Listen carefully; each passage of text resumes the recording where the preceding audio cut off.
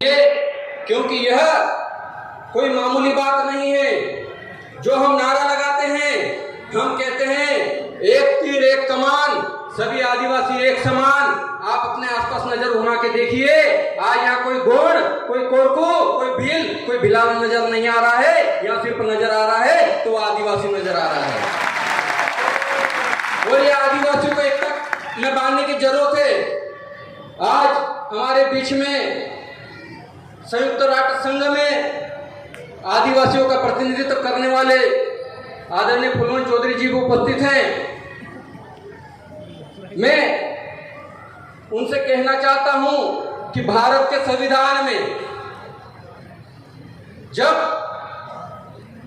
आदिवासियों के लिए विशेष अधिकार दिए गए हैं, इसके बावजूद भी भारत में आदिवासियों को उनकी जमीनों से खदेड़ा जा रहा है।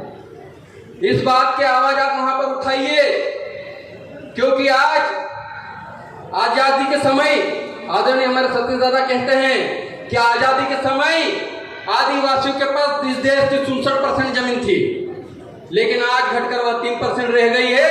और उस 3% जमीन को भी छीनने का काम आज यहाँ पर किया जा रहा है। यह बंद होना चाहिए।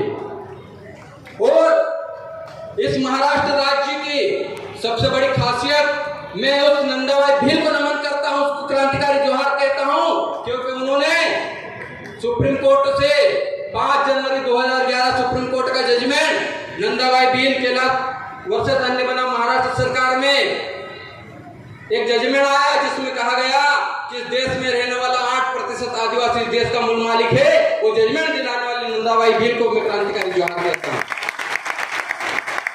वो इसी महाराष्ट्र की धरती से हैं और हम लोगों को संविधान में जो विशेष अधिकार दिए गए हैं, 13(3) के तहत रूढ़िगत ग्राम सभा को पावर दिए गए हैं। उन ग्राम सभाओं की मंजूरी के बगैर भी आदिवासियों की जमीनें छीनी जा रही है। इस पर भी संयुक्त राष्ट्र संघ में बात होनी चाहिए कि भारत के संविधान को की शपथ लेकर यहाँ पे चुने जाने वाले जनप्रतिनिधि उस संविधान की अवहेलना करते हैं तो उन पर भी देशद्रोह का मुकदमा लगना चाहिए। साथ ही साथ इस सीआरपीसी की धाराओं में आदिवासियों पर जबरन मुकदमे दर्ज कर जेल में बंद कर दिए गए हैं, उनको भी छुड़ाने का काम करना चाहिए। क्योंकि सीआरपीसी के सेक्शन 5 में लिखा है कि आदिवासियों पर कोई भी सीआरपीसी आईपीसी की धारा लागू नहीं होती, लेकिन इसके बावजूद भी भारत में सबसे अधिक संख्या में अगर जेलों में कोई बंद है तो वो निर्दोष आदिवासी है, उनको भी छुड़ाने का काम करना चाहिए। क्योंकि यह मंच हम आदिवासियों के जल जंगल जमीन को बचाने के लिए है। यह मंच आदिवासियों के अस्तित्व को बचाने के लिए है, लेकिन आदिवासियों का अस्तित्व तभी बचेगा जब उसकी जल जंगल जमीन